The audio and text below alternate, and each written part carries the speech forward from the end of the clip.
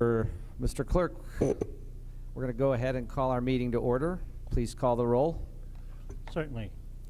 Trustee Arnett. Trustee Gale. Here. Here. Trustee Holder. Trustee Kotinek. Here. Trustee Kukler. Trustee McCarty. President Livingston. Here. And Mr. Clerk, would you lead us in the pledge? My pleasure. I pledge allegiance to the flag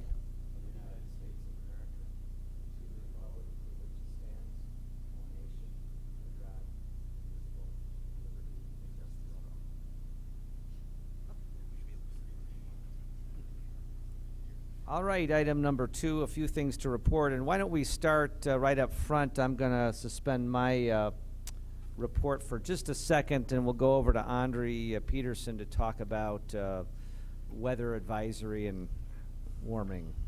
Andre? Thank you, President Livingston.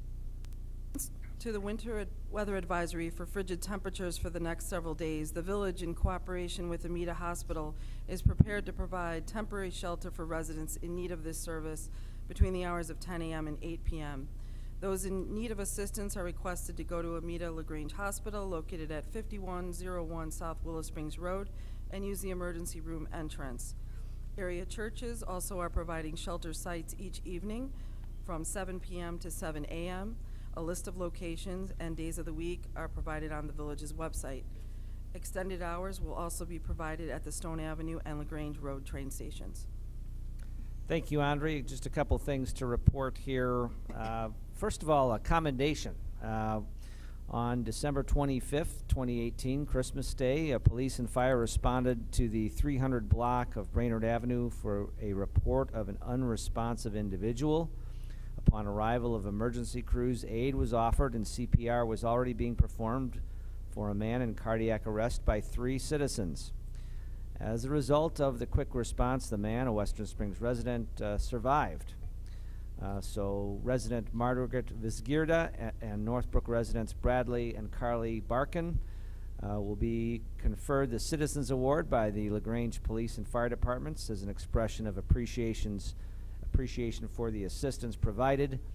And we also express our appreciation to those individuals who responded quickly to seeing somebody in need, and also our fire department paramedics, and police officers for their professionalism and responsiveness. So in the effort to be safe out there, we appreciate the residents stepping in and rendering critical aid. We have received word that for the 24th consecutive year, the village is in receipt of the Government Finance Officers Association's Distinguished Budget Presentation Award for the fiscal year 2018-19 budget document. The GFOA guidelines assess how well the village budget serves as a policy document, a financial plan, an operations guide, and a communications device. The GFOA asserts that attainment of this award is also viewed favorably by credit rating agencies. This is a significant accomplishment, as LaGrange is only one of 1,600 entities from the United States and Canada who are being presented with this prestigious award this year. And always as a frame of reference, there are over 6,000 units of government in Illinois alone. So to you, Lou, on behalf of the board and all of us, thank you for your professionalism and precision. And we will be going over the budget in the weeks to come, including the capital budget today. Tonight, we will be discussing the capital projects list, and there is one project we want to particularly highlight, the Stone Avenue train station renovation project. This is very much a good example of a project that started as a concept well over a decade ago, and through the efforts of many is now nearing completion. The project had 2 phases and the acquisition and management of several grants. And the result is over $3 million, a $3 million project that is 100% grant funded, consisting of several green components. We would like to specifically recognize Director of Public Works Ryan Gillingham and the Public Works staff for their efforts in managing this important and iconic project. And while we're talking about the budget, we have a budget workshop coming up on our operational expenses. This is scheduled for Saturday, March 9th at 8 a.m. in the lower level conference room here in Village Hall. The draft document will be available at the Village Hall and Library and posted along with the village manager's message on the village's website in advance of the meeting, and we invite everyone to attend and participate in the discussion. I want to thank those involved who arranged yet another very special day. It was Martin Luther King Jr. Commemoration over at the community center. Was able to attend that, as well as our fire and police chief, village manager, and really a warm event and well put together, and despite the cold, had very good attendance. A couple of other odds and ends here. We have a new business coming in, Fair Game, 19 South LaGrange Road. They've announced that they've leased the former Chimeras Comics location, and they describe themselves as a family-friendly, community-focused board and card game retailer, and they are currently located in Downers Grove, and LaGrange will be their second location. We want to congratulate Water Lemon. They celebrated their grand opening and ribbon cutting last week, and the community development staff attended that, and we thank you for that, Charity. And we wish them well and plan on visiting their shop throughout the year. We have another entity coming in, Blackberry Market. This will come in at 36 South LaGrange Road, formerly Bacino's Restaurant. They've received building plan approval and will begin renovations once all the contractors have completed their registrations. And they are currently located in Glen Ellen as well. And finally, as many of you know, we've been working on our branding initiative, and we are nearing the next phase of that.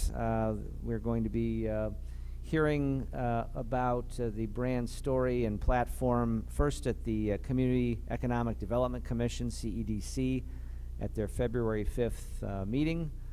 And additional information, of course, will be provided not only to the village board, but draft logos will be presented in early March, and we're anticipating the completion of the full project by the end of March. So we appreciate, Andre, you and your team, Charity, everybody keeping that moving along. And with that, I'll transition over to Andre and your village manager report. Thank you, Mr. President. I wanted to take a brief moment to welcome Administrative Intern Kevin Noriakis. Kevin is an intern in the Village Manager's Office and is pursuing his Master's of Public Administration degree at Northern Illinois University, and we welcome him to the LaGrange team.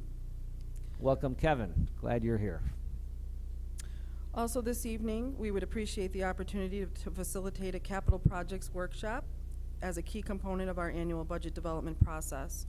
The proposed budget anticipates a surplus fund balance at the end of the 5-year budget period, which demonstrates the ability to fund the identified projects over this time period. We are also proposing new line items in the Capital Projects Fund to represent the 50th Street Stormwater Project and North Route Pipe Project now that a settlement has been reached with the quarry. The proposed plan for capital improvements demonstrates a continued emphasis on the maintenance and replacement of the village's aging infrastructure. The capital improvements plan has also been designed to execute on the strategic priorities identified by the village board. Director of Public Works Ryan Gillingham will present a status report and staff recommendations for the capital projects, water and sewer funds in that order. We have streamlined the report this year to focus primarily on projects that were completed last year or are proposed for this year or the future. However, staff is prepared to answer questions regarding previous or current projects as the board would like to do so. And with your permission, I would ask Mr. Gillingham to begin the presentation. And before you do, Ryan, and thank you for that, Andre, because we're just barely over quorum, why don't, in case somebody has to run off and shovel a driveway, we do a little village business here for just a moment, and then we'll go back to the all-important capital discussion. So with that, Mr. Clerk, could you please read the items on the consent agenda? Certainly. Matters on the consent agenda will be considered by a single motion and vote because they have already been fully considered by the board at a previous meeting or have been determined to be of routine nature. Any member of the Board of Trustees may request that an item be moved from the consent agenda to current business for separate consideration. There are several items. Item A, ordinance, design review permit number 106, 19-23 West Harris, 21 Harris LLC. Item B, ordinance, design review permit number 107, 301 West Hillgrove Avenue, Studio 301. Item C, ordinance, creating an additional Class D2 wine club liquor license, Steak and Vine LLC, doing business as Steak and Vine. Item D, ordinance, modification of 2-hour parking on Hillgrove from center line of Brainerd Avenue to 370 feet east of Brainerd Avenue. Item E, purchase, fire department, Panasonic Toughbook mobile tablets. Item F, ordinance, disposal of surplus property. Item G, minutes of the Village of Grange Board of Trustees regular meeting Monday, December 10, 2018. Item H, minutes of the Village of Grange Board of Trustees special meeting Tuesday, December 18th, 2018. Item I, consolidated voucher 181224. Item J, consolidated voucher 190114. Item K, consolidated voucher 190128. Thank you, Mr. Clerk. And we have no items to discuss or consider today under current business. We will now move to item 4, which are public comments regarding items that are on our agenda this evening. Nick, may we put you on the spot and call upon you to describe your upcoming concept that we're here to approve? We need the mic so they can hear you on TV.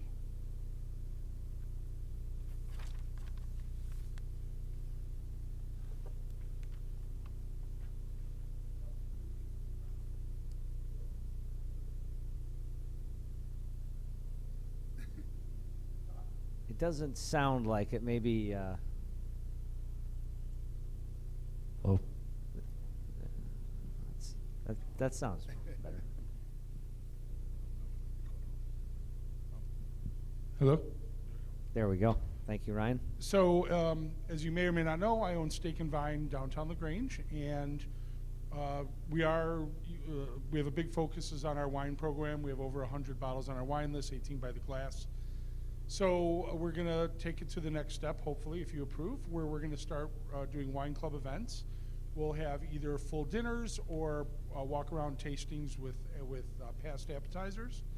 And then there'll always be a theme. So it might be a specific winery. It might be Pinot Noirs from Oregon. It's already been suggested to me by a distributor to do a Tour de France with one importer where we have like one wine from maybe several different areas. In general, there'll be about 4 to 5 different wines offered in an evening. And again, it'll always be served with food. And then at the end, people will have an opportunity to purchase the wine retail, like the place across the street used to do. I'm sorry, I forgot the name. And I'll offer them a small discount from normal retail to give them a little bit of inducement. And of course, it's good for the village because you guys will get more tax revenue. We've been doing wine dinners since we've opened, but in conjunction with Main Street Liquors in Countryside.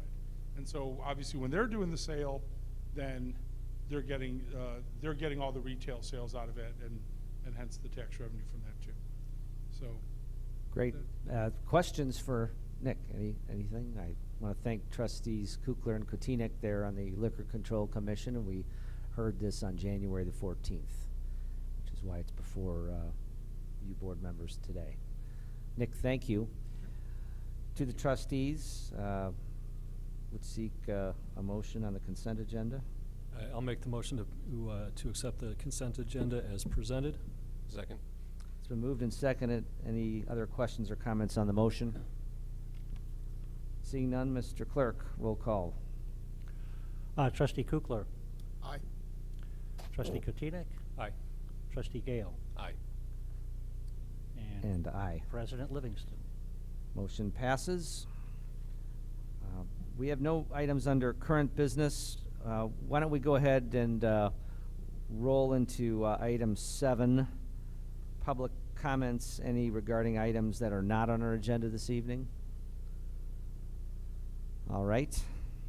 Seeing none? Yes, sir. All right.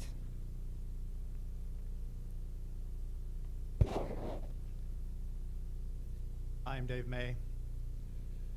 At your last meeting, I spoke about the November election referendum results for the minimum wage and paid sick time. Tonight, I'm here to bring your attention to another advisory referendum question that was on the ballot in November. It read, shall our elected officials support measures that will acknowledge the serious threat posed by climate change and reduce greenhouse gas emissions in a clear, transparent, and effective way? In the village of Grange, this question received over 81% yes votes. Pretty overwhelming. As elected officials, you trustees are among those whom this referendum addresses. I call on you to examine the village's messaging, operations, and resident services to seek opportunities to comply with the referendum direction from LaGrange's voters. As to messaging, last year you adopted a resolution endorsing the mayor's Greenest Region Compact 2. That was really great. I ask that this year you send resolutions to our representatives in Springfield and Washington, notifying them that you want action to reduce CO2 emissions. Such resolutions would assure residents that you acknowledge the global warming problem and commit the village to be part of the solution. As to operations, you can, over time, take many steps to reduce the use of fossil fuels. You should direct the village manager and public works director to redouble their efforts to reduce fuel and power consumption. Consider buying electric SUVs for the police and electric pickup trucks for public works. As electric garbage trucks are introduced, you can incentivize the trash collection vendor to use them. Check to be sure village buildings are well insulated and furnaces and air conditioning equipment are high efficiency to reduce HVAC energy usage. One easy step would be installing storm windows at the LaGrange Road train station. You should also explore installing solar panels to generate electricity and reducing electricity consumption for streetlights. For example, we have 2 or 3 times as many streetlights on Hillgrove as we need. Relocate some of those lights when updating lighting in various village locations. And plant some trees in the calendar parking lot. In addition to messaging and operations, you should search for ways to encourage residents to reduce their greenhouse emissions. These could include examining the building code for cost-effective energy efficiency requirements, taking measures to promote walking and biking and transit use, and installing electric vehicle charging stations at village parking lots and garage. The village's Environmental Quality Commission is a great resource to help explore these measures. Please support them and urge them to be proactive in helping you find and take effective steps to reduce fossil fuel consumption. Thank you very much.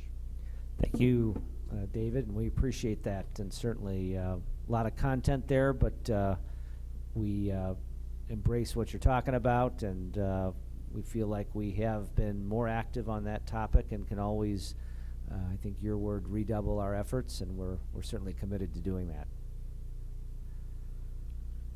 Any other comments on matters not on our agenda this evening? Seeing none, Andre, do appreciate you letting us do a little business there, so we will turn it back over now to begin our capital budget workshop. Go ahead, Ryan.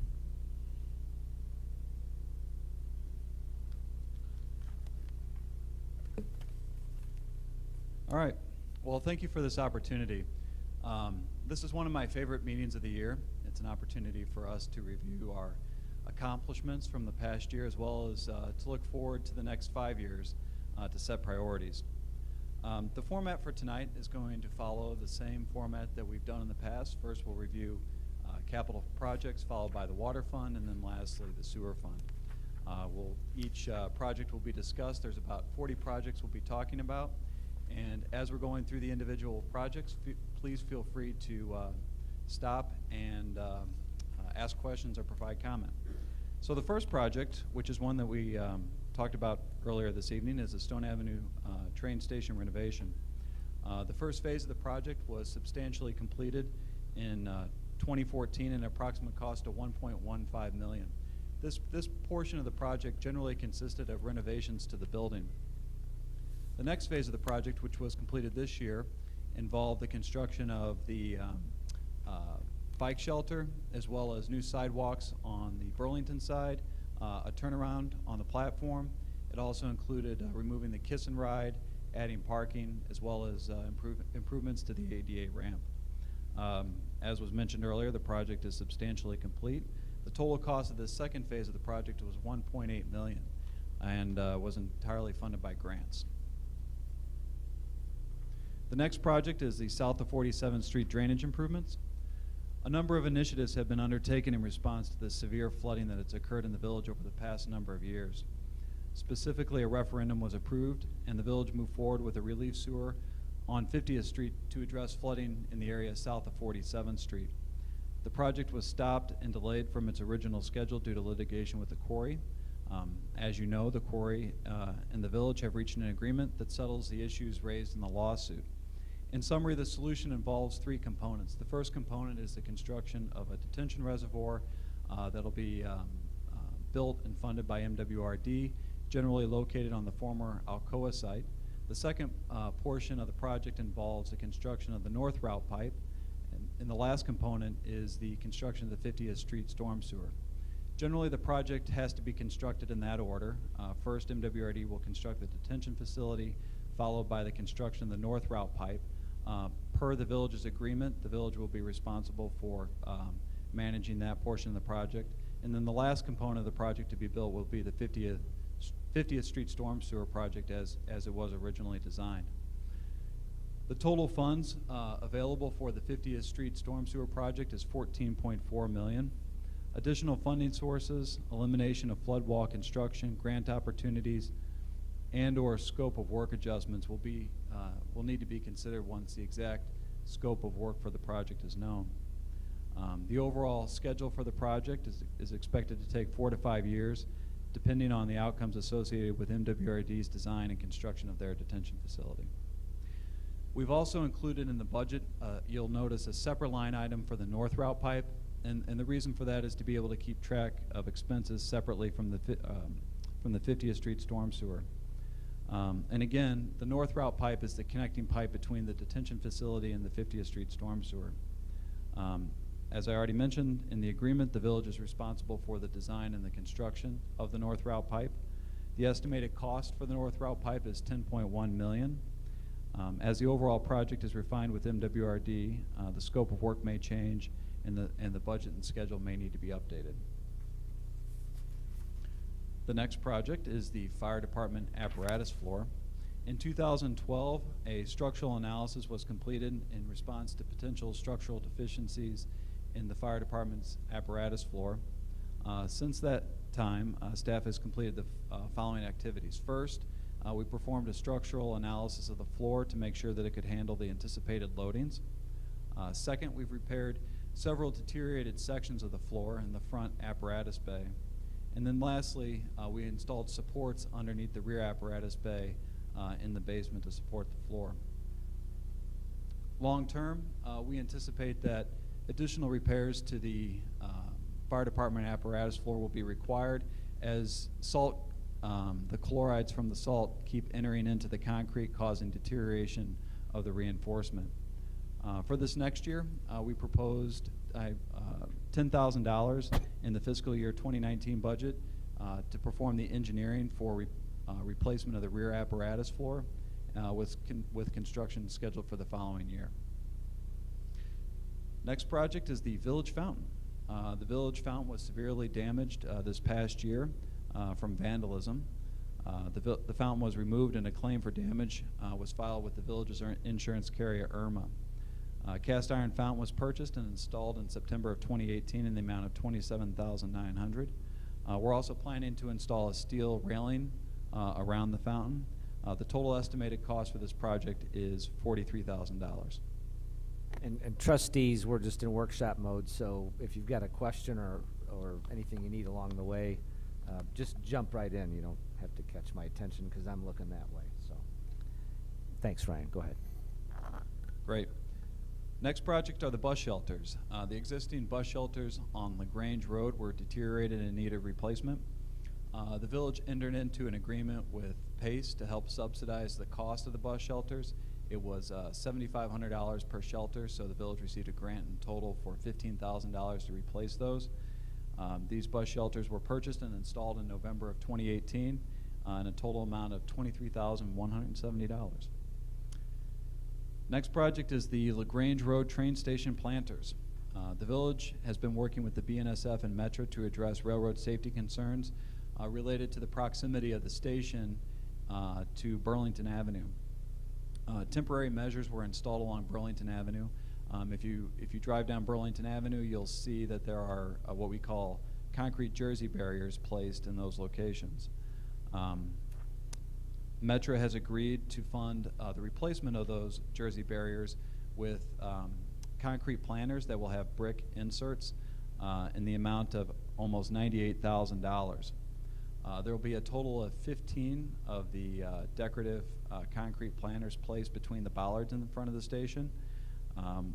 The planters are currently being manufactured in Wisconsin. We expect delivery probably in the next few weeks.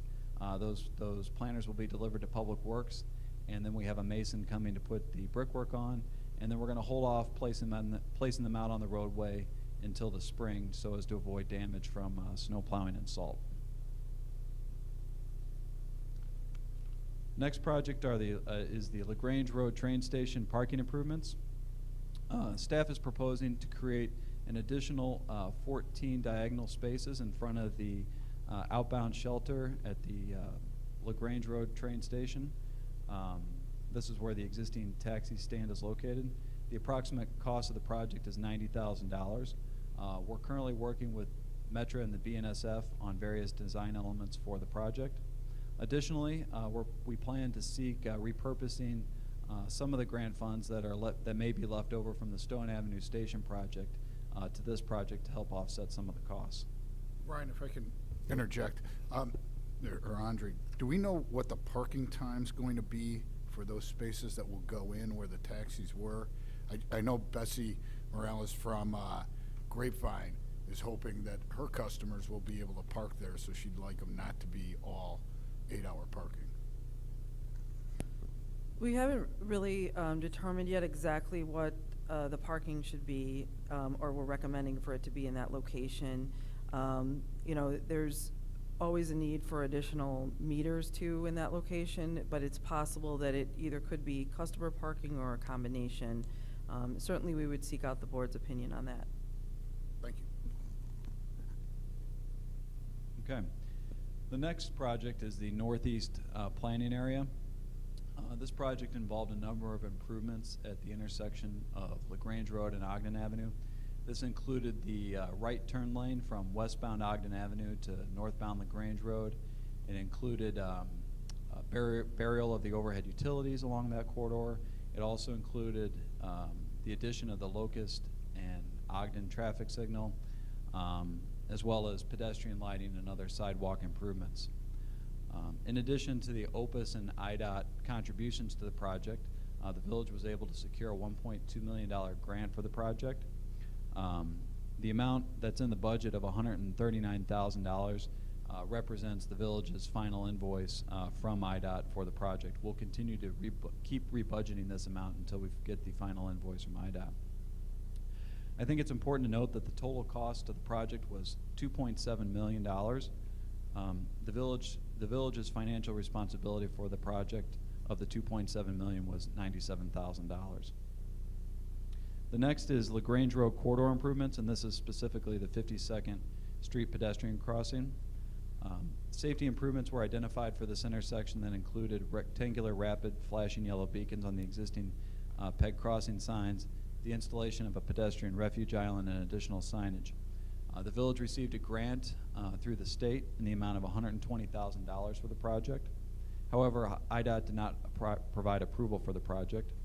Therefore, we recommend rebudgeting the funding for this project to provide time for staff to work with the village board and state legislators to repurpose the funds towards other safety improvements. I note that KLOA has also been engaged to assess other opportunities for pedestrian safety enhancements in the village. Next is the 50-50 sidewalk program.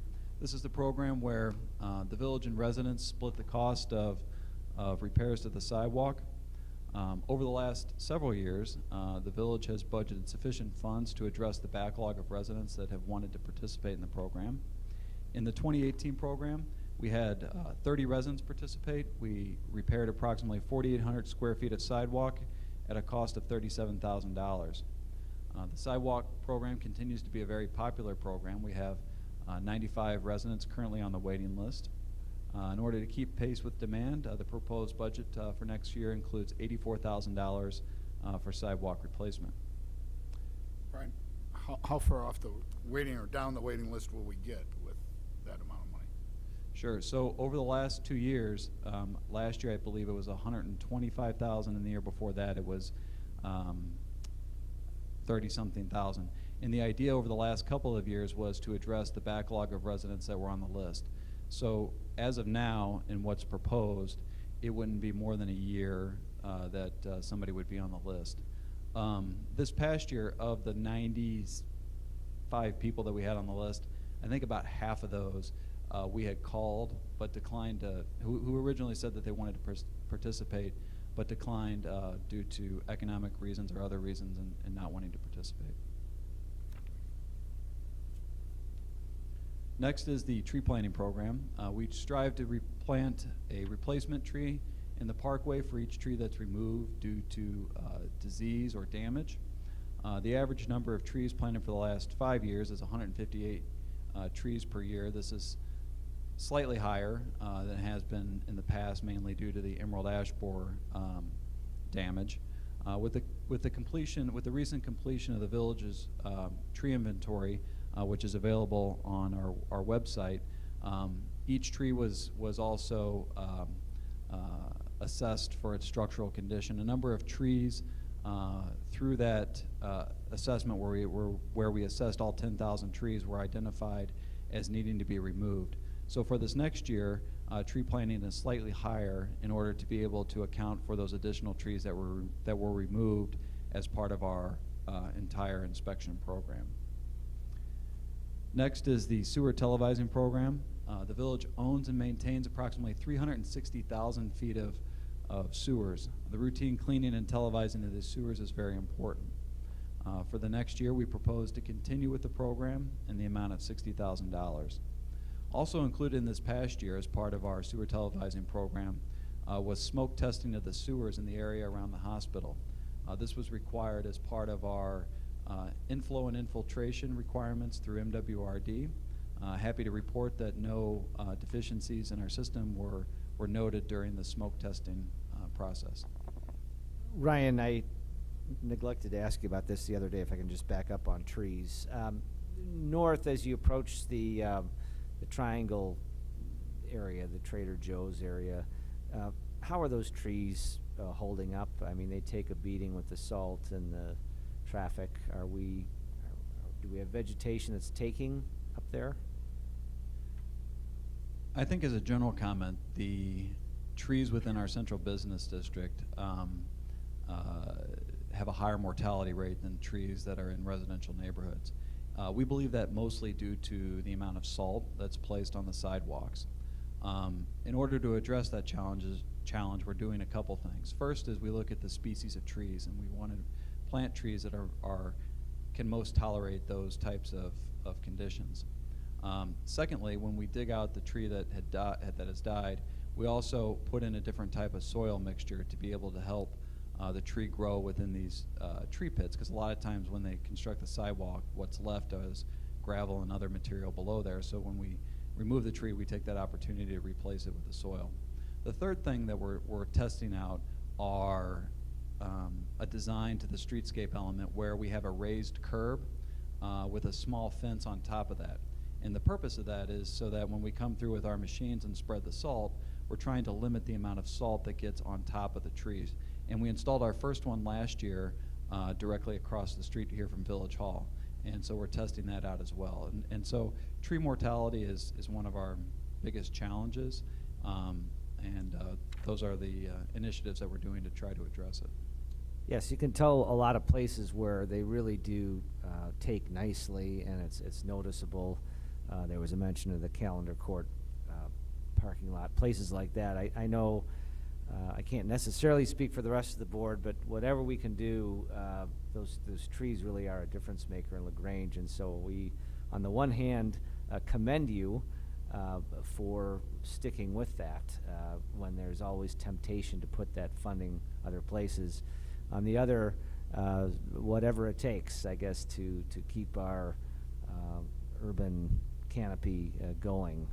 I know that's an emphasis. That's a difference maker. So we'll keep that as a live topic as the spring approaches. Absolutely. Okay, next is the 47th Street corridor improvements. Similar to the LaGrange Road and 52nd Street project, pedestrian safety improvements were identified for 47th Street and 9th and 47th Street and Wyola. We received a grant in the amount of $240,000 for this project. The recommendation was to install what's called a hawk signal. This hawk signal alerts motorists to a pedestrian crossing and provides for a stop condition. Unfortunately, IDOT denied the village's request to install these hawk signals at these two locations. Again, similar to the other project, we've engaged KLOA to look at other pedestrian safety opportunities in the village to use those grant funds. Next is the Ogden Avenue corridor improvements. The village petitioned IDOT for the creation of a 20-mile-an-hour speed zone on Ogden Avenue between Park Road and Spring Avenue. IDOT denied this request. Plans were then developed for the installation of flashing yellow beacons above the school zone crossing signs. Funding for this project was secured through the DCO in the amount of $40,000. Plans have been submitted to IDOT for approval, and we're hoping to begin this project in the spring of 2019. Next is the 47th East Avenue intersection improvements. This project was identified as one of the priority improvements as part of the Joliet Road settlement due to the number of accidents at this location and poor traffic operational service levels at the intersection. In 2017, IDOT completed their Phase 1 report for this project. IDOT is targeting a letting in the next 2 to 4 years for the project. The scope of work includes the following: signalization of 47th and East, reconfiguration of the railroad bypass, street lighting upgrades, new sidewalks, as well as there are some stormwater management improvements that are also included as part of the project. It's this last component of the project that will require coordination between the village, IDOT, and MWRD, as there may be opportunities to gain economies of scale as we're both looking at stormwater improvements in that area. The village also received a grant in the amount of $200,000 for this project. The village expects that if approved, the Masonic property development will contribute funding to the project as well. Next is the neighborhood street projects. The purpose of the neighborhood street resurfacing program is to plan for the routine resurfacing and repair of neighborhood streets on a defined schedule. In order to accomplish this goal, the village completed the first detailed street condition survey in 2011. This report that was then updated again in 2016. The report showed that there's a significant difference between the identified capital improvements and the current funding for roadways. The fiscal year 18-19 program included the resurfacing of Park Road and Dover Avenue. This project was substantially completed this fall in the amount of $500,000. The fiscal year 19-20 program includes Blackstone Avenue from 47th to Cossett and Ashland Avenue from 47th to Harris. The total cost for the 1920 program is estimated to be $1.9 million. There's also a corresponding $2.18 million budgeted in the water fund, which we'll talk about later, for the replacement of the water mains underneath these roadways. The current roadway condition study estimates that approximately $18 million is needed to fund all of the identified roadway maintenance, or approximately $2.8 to $3 million per year. In order to provide adequate funding for roadway infrastructure improvements, staff recommends consideration of alternate revenue options, including a potential infrastructure property tax referendum sometime over the next 5 years. The next project is the train station camera fiber cable project. The cameras at the LaGrange Road train station and Stone Avenue train station were upgraded to integrated fiber service network video recording systems to allow for high resolution and live monitoring of our heavily used commuter stations. Funding for this project was secured through the West Suburban Mass Transit District in the amount of $98,000. These improvements were completed in November. The total final cost of the project was $84,000. Next is the Edgewood Avenue reconstruction from 47th to 51st. This project was identified as needing, or the street was identified as needing to be repaired as part of the street condition survey in 2016. The village applied for federal aid designation for this route, but was unfortunately denied. In 2018, the village applied for an Invest in Cook County grant to complete the engineering for the project. Good news is that the village was awarded a grant in the amount of $137,500 for this project. The estimated cost to develop the engineering plans and specifications is estimated to be $275,000. We expect that the plans and specifications will be completed in 2019. Preliminary estimates for the construction of the project indicate that the construction is estimated to be somewhere between $4 and $5 million. Once the engineering plans and detailed costs are complete, additional funding will be sought for the project to fund future currently unbudgeted construction. Next is the Brewster Avenue resurfacing project. The center line of Brewster Avenue serves as the corporate boundary between LaGrange and LaGrange Park. Similar to Edgewood Avenue, Brewster Avenue was identified as a street in need of repair in the 2016 street condition survey. LaGrange and LaGrange Park have agreed to work cooperatively towards resurfacing the roadway, essentially splitting the cost for engineering and construction. The estimated cost to the village of LaGrange for the project is estimated to be $175,000. Staff proposes to use funds allocated for the sewer lining program for the next 2 years for this project. Similar to Ashland and Blackstone, a corresponding amount of $646,000 is budgeted in the water fund to repair the water main that's below Brewster Avenue. Next is the Village Hall generator. Currently, there is no backup power for this building. In emergency situations, it's important that the computer and phone systems that exist within this building operate.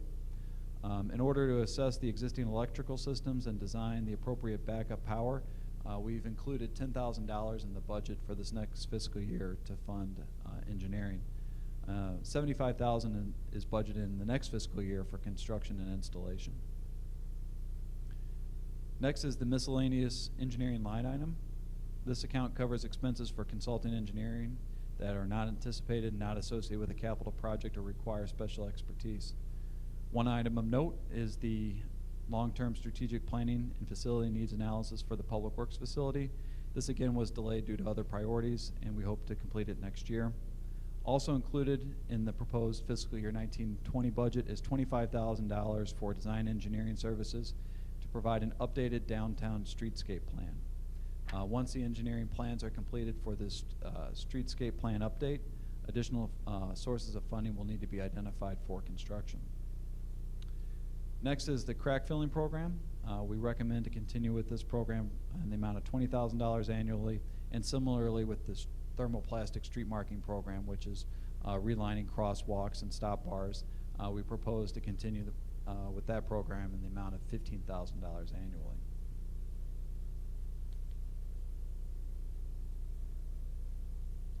Next is the sewer lining program. As I talked about earlier, the village owns and maintains 360,000 feet of sewer. Over the last number of years, we've been repairing these sewers with a sewer lining program for specific sewers that were identified as part of the sewer televising program that were in need of repair, showing cracks or certain failures. For the 2018 sewer lining program, we started the project in November of 2018, and we should be completed with the sewer lining program in March. The total cost for this year's program is $394,000. Staff proposes, as I talked about earlier, to suspend funding for the sewer lining program for the next 2 fiscal years to fund the Brewster Avenue resurfacing program. Next is the Village Hall surface lot and parking lot 8. So what we're talking about is the village lot that's right outside of the hall here, and then lot 8 is the parking lot that's at the southeast corner of Madison and Harris. The village applied for a green infrastructure with MWRD to fund the replacement of these 2 lots with permeable pavers. I'm happy to report that we received a grant in the amount of $298,000 to replace these lots with the permeable pavers. The total cost for the project is estimated to be $669,000. We expect that work will start on the project in March of 2019 and will be completed in the summer of 2019. And then lastly is the future outlook section. This section is for projects that have been identified but not yet budgeted. The overall budget as presented for the Capital Projects Fund represents a surplus in the amount of $355,000 at the end of the 5-year budget period. So that concludes the capital projects. Great, Ryan. How do we want to structure this? We move into the water fund, and we'll pause in case there's any questions, but we can always ask them at the end once we get the full run. So, trustees, are you okay with proceeding on that avenue? All right, Ryan, we'll do that. Go ahead. Great. So first, on the water fund, let's talk about the water rate increase. Due to the estimated expenses for the pump station, we estimate that water fund reserves at the end of the fiscal year period will be $1.8 million, or 37% of operating expenses. It has been a long-standing village policy to pass on water rate increases from the village of McCook, which supplies Lake Michigan water to the village. The city of Chicago implemented a water rate increase in the amount of 2%, which was passed on by the village of McCook to governmental users effective June 1st of 2017. The 2% increase from McCook results in an increase of water purchases of $50,000 annually. As per the village policy, any additional increases from the city of Chicago would be passed along as part of future rate increases. To date, the village has not been notified of any further rate increases for the upcoming fiscal year. In order for the fund to continue to fund the increase in water main replacements as part of the neighborhood street resurfacing program, which we talked about earlier, fund ongoing operations, including the water rate increase from the city of Chicago, continue to replace mains where known deficiencies exist within the system, and rebuild and maintain reserves, a water rate increase in the amount of 7.5% is included in the proposed budget starting May 1st of 2019. The increase in water rates coupled with the decrease in water purchase expense will provide the additional funding required for the village to replace water mains as part of the enhanced neighborhood street resurfacing program. It's estimated that the 7.5% increase will cost homeowners approximately $10 per bi-monthly period. The proposed fiscal year 19-20 budget also includes $30,000 for a rate study. The study will evaluate funding for future capital improvement needs, operational expenses against existing and proposed water rate structures. Next is the professional services, which is the geographic information systems. Staff continues to make good progress on developing the village's GIS system. The main focus is still on the completion of utility information. The GIS system is being used extensively by both employees and residents as well. Next is the leak survey. The purpose of the leak survey is to find previously undetected water leaks in the village's system in order to improve accountability and reduce expenses. I'd like to draw your attention to the graphs on pages 46 and 47 that show the water accountability. I know that this was something that we talked about a few meetings ago. So if you look at those charts, a couple of highlights to note. You can clearly see how the work that we've done in terms of looking at doing leak surveys, auditing of our water system, replacing our infrastructure has had an impact on the accountability through the village. Also, through having the data available to us through our water meter program, we're now able to look at the data and be able to determine when we have a leak in the system. So for example, you'll see on the graph on page 46, we noticed that we had a leak in the system. However, though, it hadn't come to the surface. And so one of the operational things we were able to do was to send crews out looking for that leak. And then you can see, once we found the leak and we repaired it, how the accountability came back. And so having that data available to us is very important. On the chart on page 47, I think what's really important here, and this is a 12-month rolling average of monthly usage, you can see how over time we've improved on our water accountability. As those two lines converge on one another, that means that we're purchasing less water and we have a slight usage and increasing, which makes more money available for capital projects. So this is something that certainly has shown improvement over time. So Ryan, one more time. So the dips on that graph on page 46, that's the big drops represent leaks. Is that correct? Yes, in some cases. So what you'll also notice a trend on that graph is that water accountability drops during periods where less water is used, so in the winter. And the reason for that is water loss is static, so it's a function of pressure and not flow. So what happens is as more water is used, it skews the number for accountability because you're dividing it by a bigger number. And so you'll see what that has in the effect over the winter. However, though, some dips are not because of that. And the dip that you see on the far right-hand side was due to a leak, one leak. And when it was repaired, because we have that data available to us, we can see the impacts from making that repair. Okay, thanks. Mm-hmm. Ryan, so if I'm reading the graph on 46, the big leak that's shown on the right-hand side, is that saying that the leak was getting progressively worse and that's why the accountability's continuing to go down? So sometime in July, and we can look at our system and monitor it on a monthly or a weekly period, we noticed as we're watching our system that accountability started to go down. And so it progressively got, at some point between around July, it happened. And so water accountability went straight down. And we knew that leak was in our system because we knew where we were for the past 12 months. We were at about a certain line. And so we actually went out and performed an additional leak survey to see if we could find it. Unfortunately, we weren't able to find it through doing that. And so the next step that we did is we actually sent crews out in the middle of the night to look for the leak. And kudos to the gentlemen that were popping manholes, because what we were looking for is unusual flow within the sewer system. And so that's how we found that particular leak. Okay.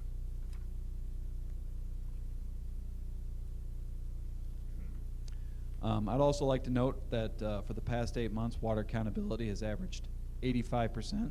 The increased water accountability results in about approximately $250,000 per year less of water purchase from a cook.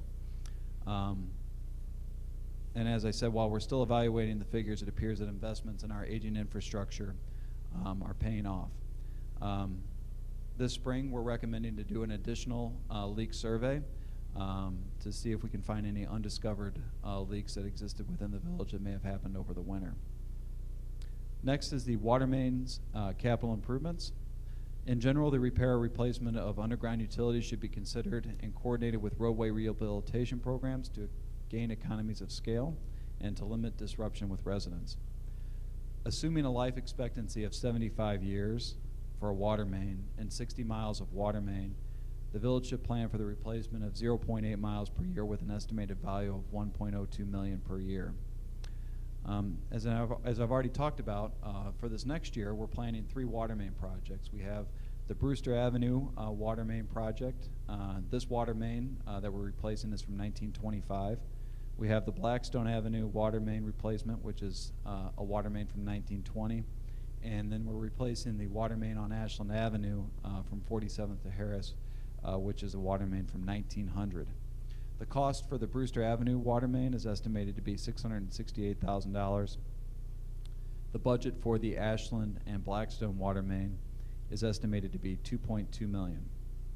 Staff plans to continue offering residents 3 options for replacement of the private lead service lines as part of the water main replacement projects. The first option is that residents can participate with the village's water main replacement program. So there's a set fee, a set unit price within our contract of $5,000 that residents can choose to participate to replace their water service line from the B-box into their house. And so the resident pays the village, and then we pay the contractor for that replacement. The second option is that residents can hire their own contractor to replace the line from the B-box into the house. And then the third option is that residents leave their existing lead service line in place. And so all of this is for us to encourage residents to replace lead service lines while we have the roadway open. I note that I guess we'll talk about Brewster Avenue here in a second. In fiscal year 1920, staff plans to complete the formal inspection of the Tilden Avenue Water Tower and Burke's Court standpipe. As if you look at these 2 structures, they're starting to show some signs of rust. While we don't know the amount of the maintenance repairs, we've included $250,000 in the fiscal year 2021 budget as a placeholder for these repairs. Next is the Park Road water main replacement. Let me Oh, stop sure. you there. Going back to the service lines, do you have a feel for how many folks take us up on that every year? Yeah, and I was just going to say that, but then I was jumping ahead because I was going to talk about it under the Park Road replacement. So Park Road was the water main that we completed this last year, and it was the first project where we offered this as an option. We handled it a little bit differently, but generally the same.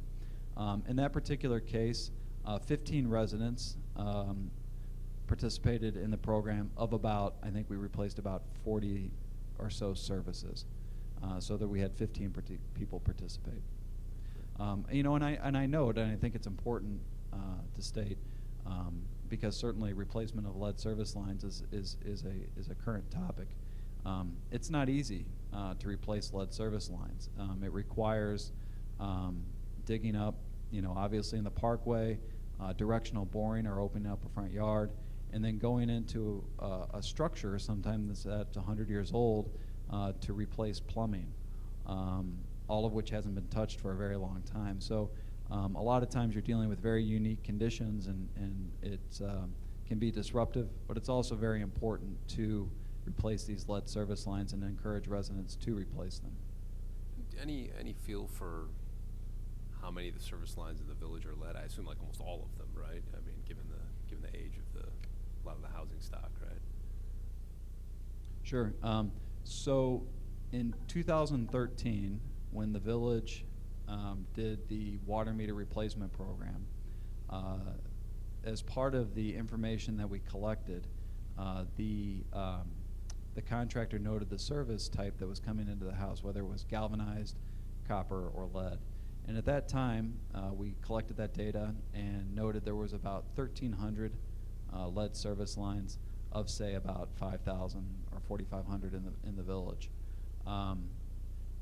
That even though sometimes if you see a lead service line in the house, that may not be indicative of what's either going out into the parkway. Or if you see a copper line in the house, that may not mean that you don't have a lead service line either. as sometimes the repairs that homeowners make, they may just fix a portion of the lead line, so it's copper on the inside, and then it transitions back to lead on the outside. And so that's what we found when we did the Park Road project, is that we ran into some of those conditions. Okay, thanks.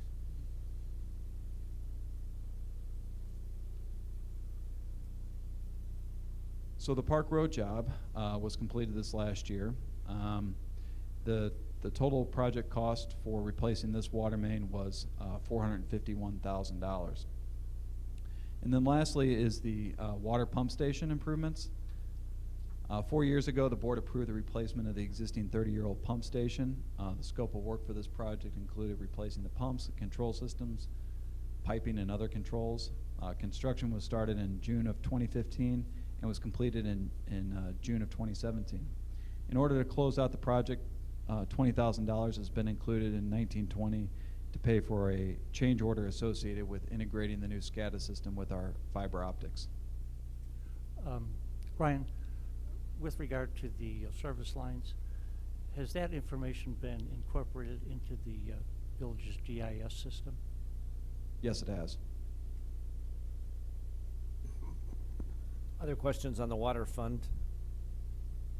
I had one. Ryan, as usual, if you can help us with the context of the 7.5% increase, what perhaps we don't need it tonight, but what we did, for the last 3 to 5 years in terms of increases and how that played against the revenue and the expenditures. We'll need that as we roll up our budget and talk to our fellow citizens about that. Sure. All right. Sewer fund? Yep. Okay. First on the sewer fund is the sewer rate. In order for the sewer fund to continue to fund the increase in sewer main replacements, fund ongoing operations, and continue to replace mains where known deficiencies exist, and to rebuild and maintain reserves, we recommend a rate increase in the amount of 7.5% in the proposed budget starting May 1st of 2019.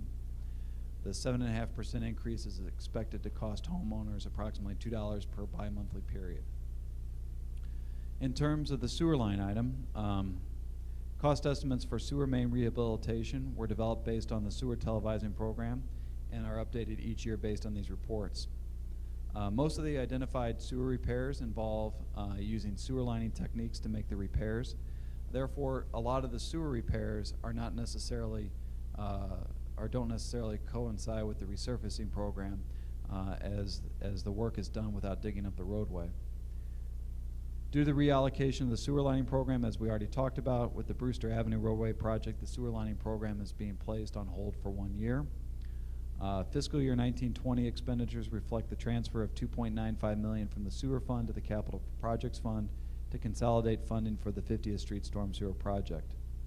This amount reflects proceeds and interest earning from the 2015 bond issue, which was funded by a sewer rate increase on May 1st, 2015.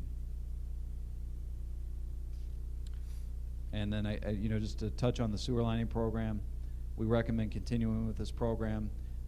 It's a very effective, cost-effective way of fixing sewers that are 100 years old without having to dig up the street. And so we look forward to the following year to starting that program up again. And that concludes the sewer fund.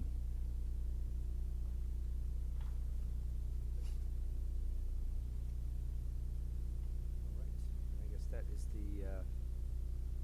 are we concluded in total? Other questions or comments?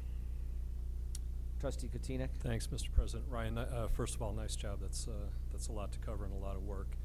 Going back to the capital fund, and I'm just going back to the running budget on 3-A-1. So 5 years from now, we end up with a balance of about $360,000. And obviously, every year we have ebbs and flows of revenue expenses. What's kind of a rule of thumb of a ending year balance that we strive to have based on the list of projects? We'll strip out the what I'll call the extraordinary items in terms of the legal settlement on the North Pipe and probably the revenue bond.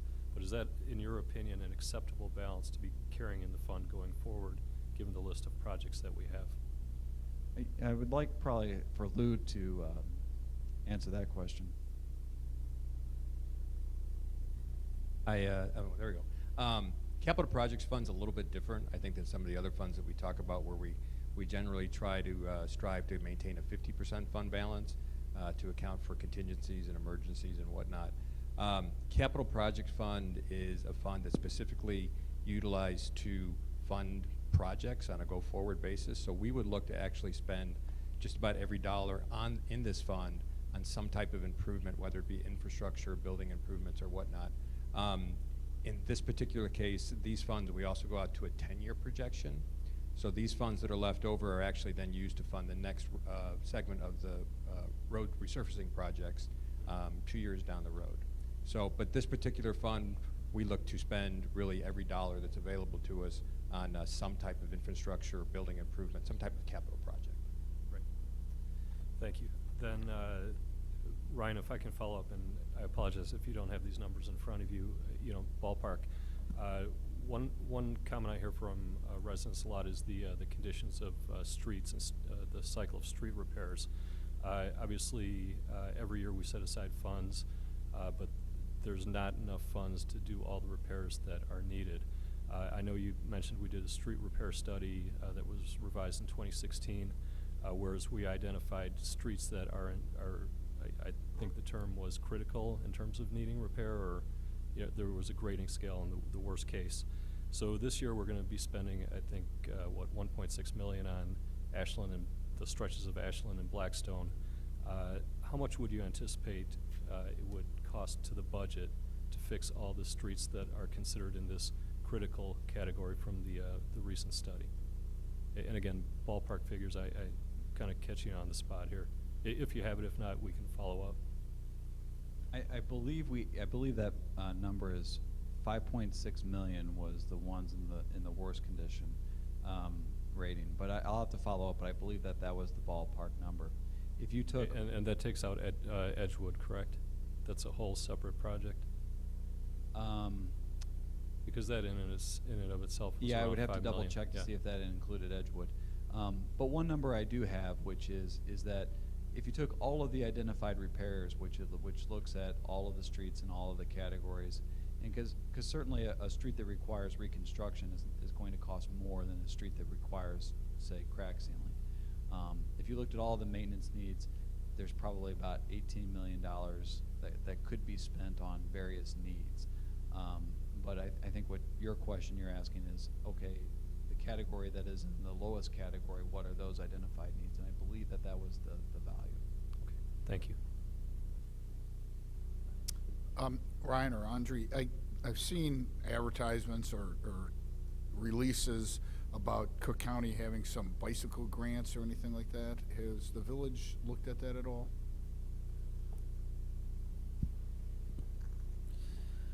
Yes, we've used those various grants for some of the Stone Avenue related improvements to add bicycle facilities. We've also used the assistance of Active Transportation Alliance, which focuses on bicycle planning, to provide plans for us and helping us with the planning process. We are looking into the potential of those grants. Every time that we are doing a road that might, as a part of our comprehensive plan, have a potential bike component, we will always look into whether or not there's available grants that fit those provisions in the comp plan. So, for example, some of our roads are identified as potentially being appropriate as a bike route. In that case, those would be the types of grants we would seek out for that project. Thanks. And I believe, Trustee Kukler, as part of the engineering for Edgewood Avenue, we have specifically worked with the EQC to on some of the design phases, and really do see that as an opportunity for a dedicated bike lane on Edgewood, almost like a university type of setting. I had a couple questions, but go ahead, please. So, speaking of grants and dovetailing off Trustee Kotinek's comments too, Ryan, one of the things I hear from residents is, gosh, my road is deteriorating, but I see all this work at like Stone Avenue or other train stations. As I understand it, correct me if I'm wrong, like we get grants. We don't get to decide how to use that money, right? We have to use the grant money for what the grant is for, right? Sure. So the grants that were available for Stone Avenue Station were specifically for that type of work. I think on a parallel challenge there are some federal grant sources that are available to the village, which is called the Surface Transportation Program, and it's administered by Regional Council of Mayors here. In order for a roadway to be eligible for the Surface Transportation Program, it has to be designated as what we call an FAU route, a federal aid eligible route. And so there's only a particular type of street and above that can be eligible for that type of grant. So you might recall when we did Cossett Avenue, the village received a grant for an STP grant for that project. Similarly with Burlington Avenue and other streets. So they have to be rated of a certain volume of traffic in order to be able to be eligible for those types of grants. There are other grants that the village has received for neighborhood projects, but the grants that were used for Stone Avenue are federal grants that are not eligible for other types of just roadway street resurfacing projects. Okay, thanks. Other questions for Ryan? Ryan, I just wanted to get some clarity, and we had a meeting a few weeks ago on the budget and other things as it relates to capital. 18 million does seem like the number to work on.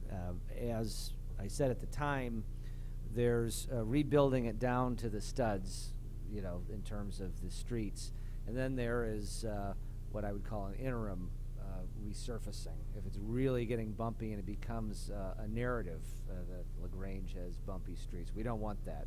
So I would just ask that not everything necessarily be build it down if we have to. Certainly we want to be good stewards and rebuild pipes as we need to, but I still have that out as a request, if we can differentiate, if you know what I mean.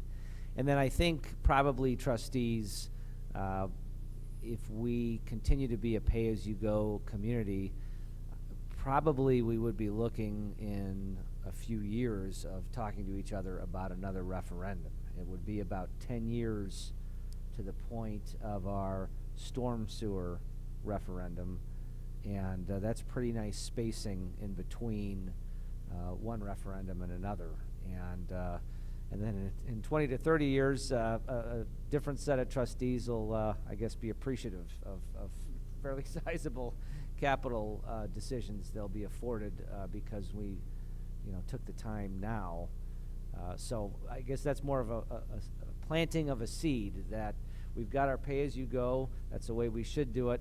But every now and again, we need an $18 million type of boost, and that typically would be a referendum. And I guess Lou, you'll have to keep us fresh on the topic and the source of how to do that, and that'll be up to the board to decide, if that's something we want to pursue. It's not tomorrow, but it's again spaced out pretty evenly from that storm sewer referendum. All right, I think. Anyway, Ryan and everybody, all the department heads that contributed to this, and Lou and Andre, your leadership, thank you very much. This is one of the most important things a village can do. They're big decisions. Sometimes they are unseen decisions and unglorified decisions, but if they go wrong, we all feel that. And so we appreciate you being really keen on the details and working with the board. And the board, I know, does their homework. They ask a lot of questions. So we can understand why this is a big night for you. This is a big part of your duties, and we can't thank you enough. So appreciate that. To be continued, as you know, trustees, on our budget process. You'll hear more of this information again, as you all know. With that, we will conclude our capital budgets workshop. We've conducted our other business. We are to the point on the agenda where we entertain any trustee comments. Number 8. Any further trustee comments? Trustee Kukler? Just to follow up, thanks, Ryan, for all your help on the capital improvements. And then obviously with the weather, thanks to you and your department for all their work, and the first responders for everything they're doing. It's great. Thank you, Trustee Kukler. Any other comments at this time? We have no items for closed session, so I would seek a motion to adjourn. So moved. Second. Been moved and seconded. All those in favor, please say aye. Aye. We are adjourned until February the 11th, 7:30. Thank you.